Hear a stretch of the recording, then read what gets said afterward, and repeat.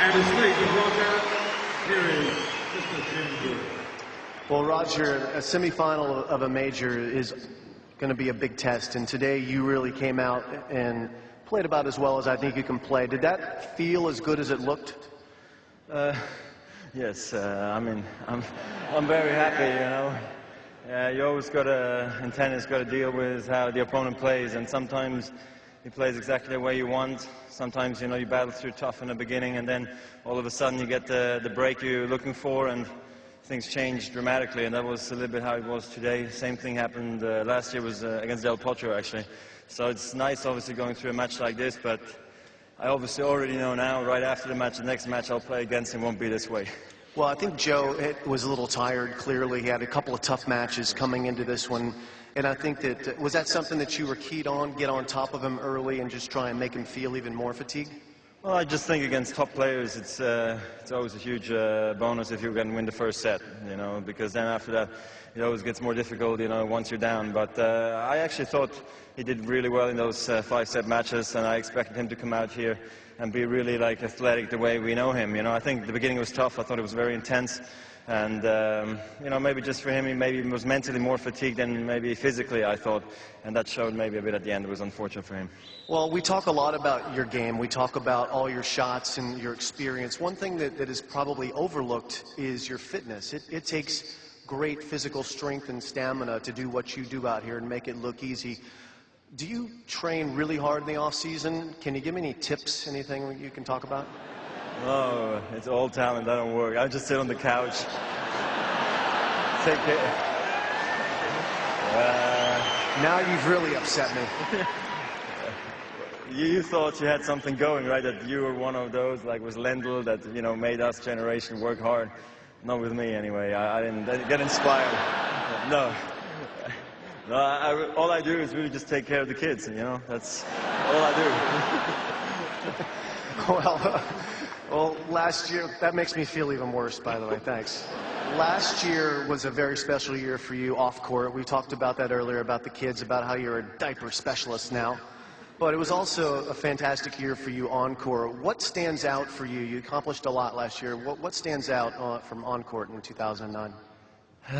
All the hard work I put in, you know. On the couch with the kids? Yeah. No, just to get back, I do work hard in the off-season, just so that's clear. But, no, I think it's so hard to pick, you know. Is it the French, is it Wimbledon? I just think the French Open really sort of relaxes my mind, you know. Knowing that I can come to the French Open from now on and enjoy it, you know. I mean, not that I didn't before, but I just a touch more now, you know, because I won't get asked a silly question. Are you ever going to win the French Open? Is your game good enough? All you had to do was ask me. Well, I thought you were going to, you know, maybe write a letter, give a call, or you didn't, you know, and I'm still waiting, by the way. But now I don't need it anymore. No, I think it's the French Open, you know, more on an emotional level. Wimbledon was just amazing, playing in front of, you know, Rod Laver, Bjorn Borg, Pete Sampras, all the legends that were there. McEnroe, I think, was there as well, and were you there too, or no? On television, watching. Watching me. Yeah. No, so it was just a very, very special moment for me in my career, and I don't know, it was amazing. I don't think I'll ever go through such an emotional year ever again like last year, so it was a dream come true. Well, you have something that you haven't achieved yet that you can achieve here in a couple of nights that not too many guys have achieved. You have an opportunity to win a major as a father. You know, talk about that. I'm sure that'd be nice, you know, but... Be nice. I won't say no if Andy Murray decides now, all right, he's a nice guy, Rog, he's a father, and let's... You know, I won't say no. But I know that he'd like to win the first for British tennis since, what is it, 150,000 years, so... I'd like to say hello to all of our friends at the BBC now. Would you like to wave to the BBC now?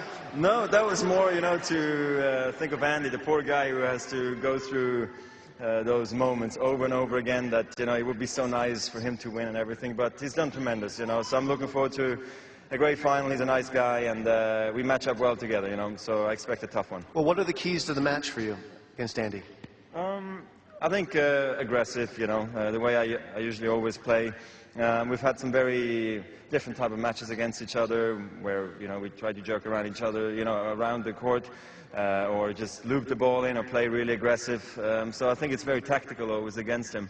From my side, I'll play very aggressive, Andy. If you're listening, I'll come in on your backhand. You'll pass me. I'll drop shot you. You'll lob me. I'll hit it through the legs, and so it's going to be something like that. Well, that sounds pretty good to me. You're through to the final here again. I think it's your 22nd major final, which is, of course, a record. Another one. So congratulations. We'll see you Sunday night. Thank you, Jim Federer. Roger Federer, back in.